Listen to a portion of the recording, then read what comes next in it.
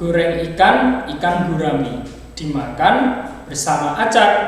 Meskipun di masa pandemi, kita harus tetap semangat belajar.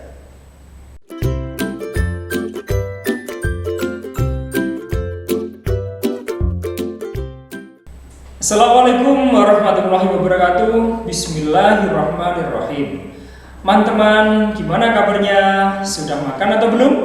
Pak Taufik mau bercerita tentang sebuah makanan khas daerah yang rasanya enak banget. Oke. Jakarta adalah salah satu kota besar di Indonesia. Kerak telur adalah salah satu jajanan khas Betawi yang terkenal di Jakarta. Kuliner ini sering dijajakan di pinggir jalan atau dijual secara keliling. Kerak telur ini terbuat dari bahan seperti beras ketan, parutan kelapa, telur, udang ebi, bawang merah, kencur, dan jahe. Pada proses pembuatannya, pertama beras ketan yang sudah diredam dengan air selama 1 malam disangrai hingga setengah kering. Kemudian bahan campuran seperti telur, bumbu halus, udang ebi, pasir dikocok sampai rata. Lalu tuangkan campuran bahan tersebut ke wajan yang berisi beras ketan setengah matang tadi. Aduk dan ratakan campuran tersebut dan didiamkan sampai matang. Setelah matang, wajan tersebut dibalik menghadap ke bara api dan tunggu sampai menjadi keras lalu diangkat. Oke teman-teman, mari kita amati paragraf ini. Tugas kita adalah menentukan gagasan pokok dan gagasan pendukungnya. Caranya adalah dengan membacanya berulang-ulang sampai kita tahu inti cerita di paragraf ini. Setelah tahu inti ceritanya, kita mulai tentukan gagasan pokoknya dahulu. Paragraf ini bercerita tentang makanan khas Jakarta, yaitu kerak telur. Maka kalimat utama yang berisi gagasan pokoknya adalah kerak telur adalah salah satu jajanan khas Betawi yang terkenal di Jakarta. Sehingga gagasan pokok bisa kita tulis seperti ini. Nah, untuk menentukan gagasan pendukungnya, kita cermati pada kalimat ketiga, yaitu kuliner ini sering dijajakan di pinggir jalan atau dijual secara keliling. Kemudian pada kalimat keempat, itu menerangkan tentang bahan-bahan untuk membuat kerak telur. Jadi, kita bisa tulis gagasan pendukungnya secara singkat. Nah, pada kalimat kelima, itu menerangkan tentang proses pembuatan kerak telur lengkap mulai tahap pertama sampai matang. Jadi gagasan pendukung bisa kita tulis proses pembuatan kerak telur. Singkat dan mudah kan? Nah, sekarang kita akan menikmati makanan yang lain. Nasi gudeg. Masakan ini terbuat dari nangka yang masih muda, diolah dengan bahan rempah yang khas, kemudian ditambah santan supaya lebih nikmat. Untuk menikmati masakan satu ini, sajian pendampingnya adalah sambal krecek, opor ayam, dan telur. Bisa juga ditambah tahu dan kuah santan kental. Itulah gudeg, salah satu makanan khas Yogyakarta. Sekarang kita akan menentukan gagasan pokok dan gagasan pendukung. Di paragraf ini, setelah kita cermati, ternyata letak kalimat utamanya berada di kalimat terakhir. Sehingga gagasan pokoknya bisa kita tulis menjadi gudeg adalah salah satu makanan khas Yogyakarta. Kemudian gagasan pendukung antara lain pada kalimat 1. Masakan ini terbuat dari nangka muda. Kemudian pada kalimat 2, bahan tambahan untuk membuat gudeg. Yang terakhir pada kalimat 3, yaitu sajian pendamping gudeg. Ini ada beberapa contoh makanan khas di Indonesia yang menjadi makanan favorit Pak Taufik. Yang pertama adalah mie Aceh, berasal dari Aceh. Yang kedua adalah bika Ambon, ini khas Ambon, berasal dari Ambon ya. Terus berikutnya yaitu lumpia. Lumpia ini berasal dari Semarang.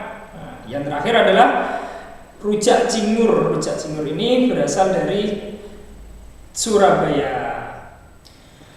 Teman-teman, selain kerak telur, pasti di sekitar lingkungan rumah kalian ada penjual makanan keliling. Penjual makanan itu menawarkan jualannya dengan bersuara keras. Suara atau bunyi penjual itu bisa terdengar oleh telinga kita meskipun kita berada di dalam rumah. Kenapa? Karena bunyi itu merambat melalui media udara dan memantul melalui dinding, kaca, batu, atau benda logam yang ada di rumah. Jadi, bunyi pantul adalah bunyi yang dihasilkan akibat pemantulan gelombang bunyi. Macam-macamnya adalah yang pertama yaitu bunyi pantul yang memperkuat bunyi asli. Yang kedua, gaung atau kerdam. Yang ketiga adalah gema. Bunyi pantul yang memperkuat bunyi asli dapat terjadi jika jarak antar sumber bunyi dan dinding pemantul dekat. Bunyi pantul tersebut akan terdengar hampir bersamaan dengan bunyi asli sehingga akan memperkuat bunyi asli. Misalnya, bunyi tetesan air di kamar mandi terdengar lebih keras.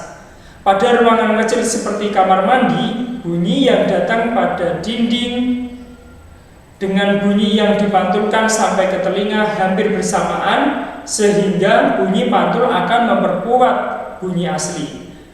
Hal ini adalah yang menyebabkan suara kita menjadi terdengar lebih keras.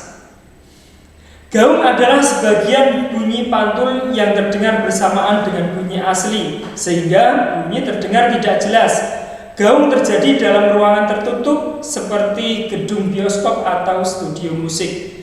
Gaung terdengar saat jarak antara sumber bunyi dan dinding pantul dekat. Akibatnya, bunyi pantul muncul bersamaan dengan bunyi asli yang belum selesai terucap. Misalnya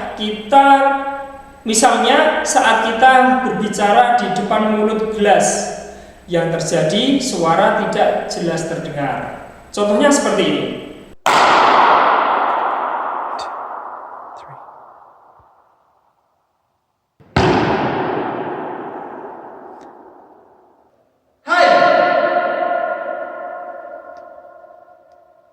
Gema adalah bunyi pantul yang muncul setelah bunyi asli selesai dikirim.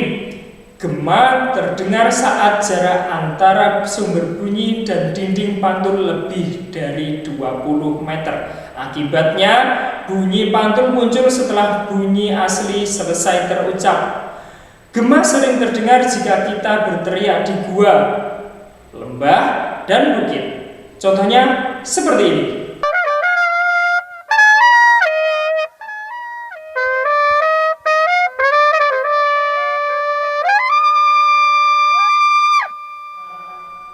Perbedaan gaung dan gema. Gaung, kecepatan pantulan suara cepat. Jarak sumber suara dengan media pantul kecil atau dekat. Suara pantulan tidak lengkap seperti suara sumber bunyi atau bertabrakan satu sama lain. Kemudian gema, kecepatan pantulan suara lambat. Jika sumber suara dengan media pantul besar atau jauh. Suara pantulan lengkap seperti suara sumber bunyi dan tidak terjadi tabrakan suara. Pemanfaatan bunyi pantul. Pemantulan dimanfaatkan oleh kelelawar. Kelelawar memanfaatkan pantulan bunyi untuk menemukan mangsanya dan menghindari benda yang ada di depannya. Mendeteksi keretakan pada logam. Scanning dengan pemantulan bunyi ultrasonik bermanfaat untuk menemukan retak-retak yang tersembunyi pada pesawat terbang yang dapat membahayakan penumpang. Mengukur kedalaman laut. Dengan cara mengirimkan gelombang ultrasonik sampai ke dasar laut, akan dipantulkan kembali ke kapal. Ultrasonografi atau kita singkat USG. Pemeriksaan USG pada ibu hamil memanfaatkan gelombang ultrasonik yang akan menerjemahkan menjadi gambar di monitor.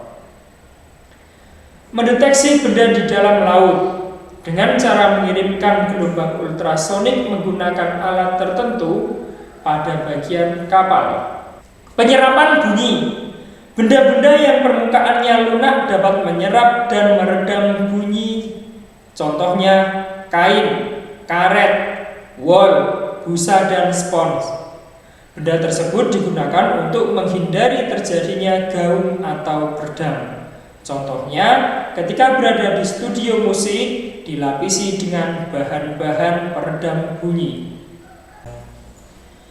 Nah, akhirnya teman-teman sudah mengetahui manfaat dan penerapan dari sifat-sifat bunyi.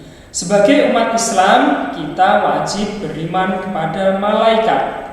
Malaikat Israfil merupakan malaikat utusan Allah Subhanahu wa taala yang bertugas untuk meniup sangkakala. Ketika terdengar bunyi sangkakala, maka itulah pertanda hari kiamat dan alam semesta serta seluruh isinya akan hancur lebur.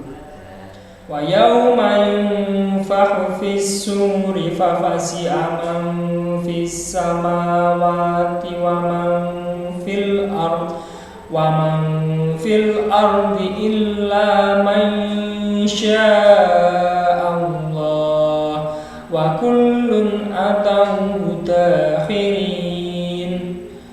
Dan ingatlah pada hari ketika sangkakala ditiup, maka terkejutlah apa yang ada di langit dan apa yang ada di bumi, kecuali siapa yang dikehendaki Allah. Dan semua mereka datang menghadapnya dengan merendahkan diri.